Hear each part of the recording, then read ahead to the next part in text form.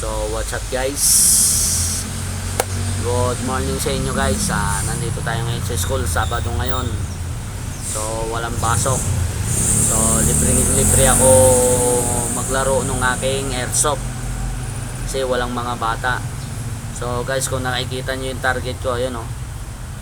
Saan na ba? Ayun, merong 4 na kulay itim.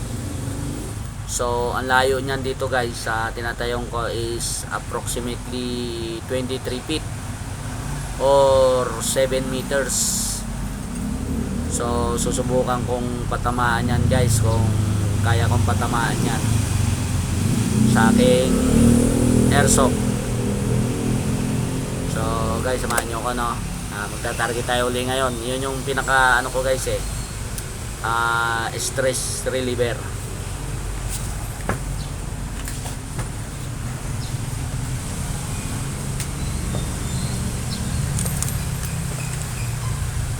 So ito guys yung ating airsoft. Meron siyang balang 2, 4, 6, 8, 11 na bala. Hindi pala airsoft to, magazine. Ito pala yung airsoft natin. Yan.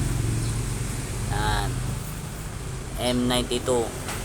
Laruan lang to guys baka akala nyo totoo to. So yun, sinaksak ko na yung bala.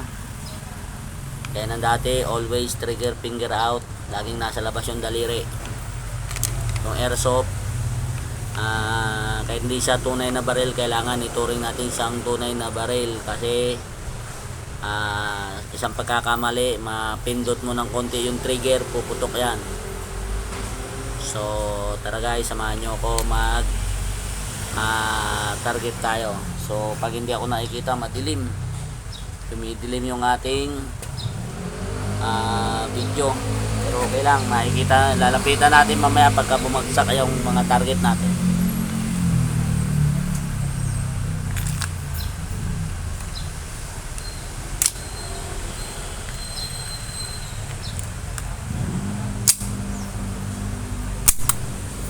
So guys, taksak natin ulit kasa firing guys.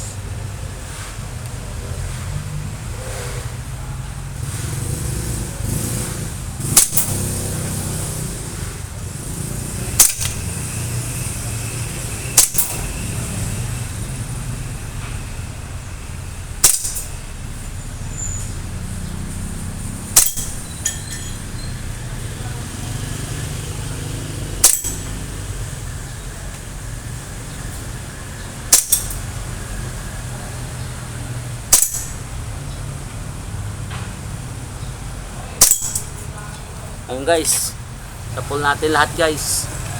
Guys tapol natin lahat, laglag lahat.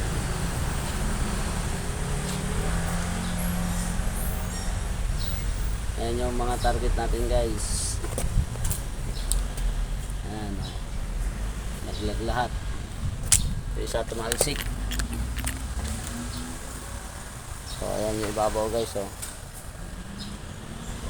Puro tama na siya guys ng ano guys, ibabaw. Puro tama ng bala. So laglag lahat guys, no. So nakakangawit siyang iputok guys. Masakit sa balikat. Gawa ng mabigat tong ano realistic tong ating airsoft gun. Realistic. Mabigat siya guys. Ang timbang niya is 1.050 kilogram. Bali 1,050 grams ang bigat niya. So halos 1 kilo siya. 1 kilo pala siya mahigit. So full metal kasi to guys. So silipin natin kung ilan yung natirang bala guys, no. Kasi pinutok natin, nakakangawit, masakit dito pag inaasinta mo siya matagal. So pag inaasinta mo siyang ganun guys, siyempre kumagalaw-galaw yung kamay mo, gaganon-ganon, gumagalaw-galaw habang sinisipat mo rito sa front sight. Dito sa rear sight, ina-align mo, masakit sa ganito kasi nga mabigat. Hindi kagaya ng mga Glock.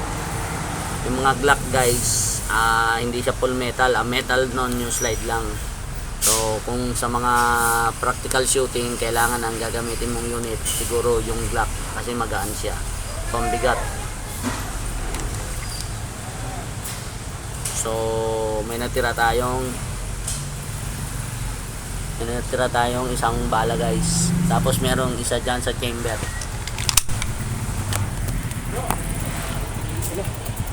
So ayun guys, maraming salamat sa inyong panonood sa aking practical shooting.